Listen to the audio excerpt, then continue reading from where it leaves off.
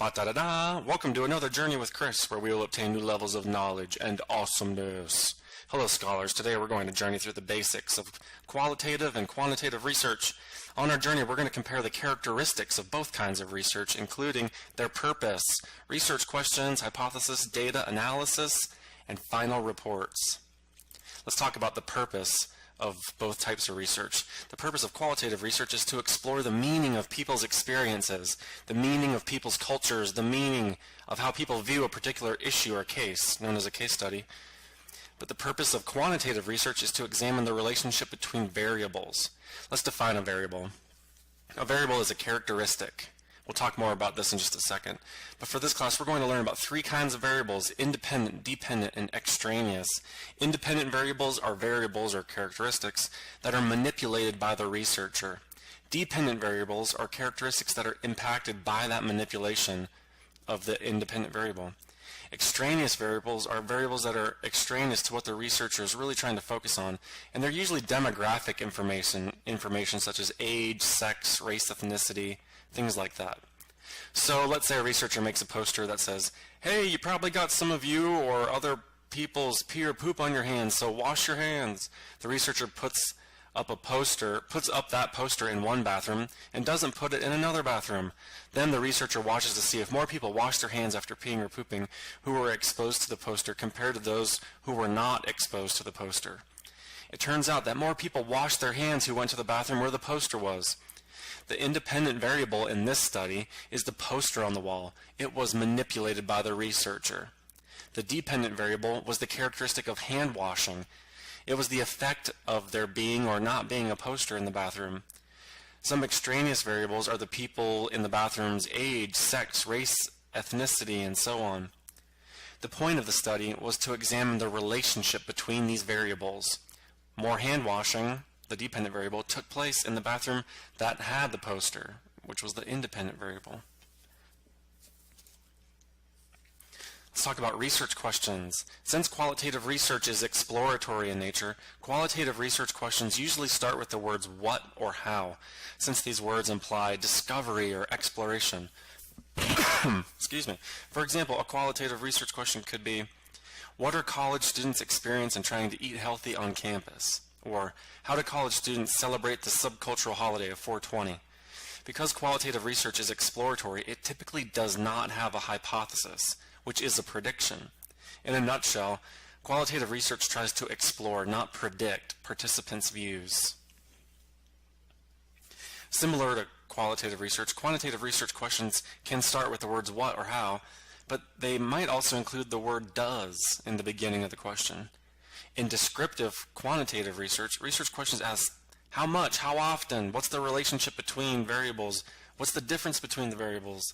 For example, what percent of male college students wash their hands after using campus bathrooms, or what is the relationship between college student gender and hand washing practices after using campus bathrooms? In experimental research questions, this is where they might start with the word does, such as, does hand washing increase when a poster is placed in a campus bathroom? Compared to qualitative research, quantitative research does have hypotheses or predictions about what will happen in the study. Typically, in qualitative research, researchers collect more than one type of data in order to get a better, more holistic picture of what's going on in the field. The data used in qualitative research is almost always in what people say or their words. This data usually comes from interviews, documents like newspapers or journals, etc., observations, and audio-visual materials like videos or audio recordings. Researchers usually obtain multiple types of these kinds of data in order to answer a research question. All of this data comes from the field, which means the natural settings where participants are. In qualitative research, researchers go into the field and spend a lot of time there interviewing and observing the participants and their environments. It's also important to note that surveys or questionnaires are also known as instruments. Well, in qualitative research, there are no instruments, no surveys. In qualitative research, the researcher is the instrument. What this means is that the researcher acts as an instrument. The researcher is kind of like a living survey. They ask all the questions and make observations instead of relying on surveys to gather data. It's also important to note that a hallmark of qualitative research is its emergent design. This means that the way in which the study is conducted can change during the study.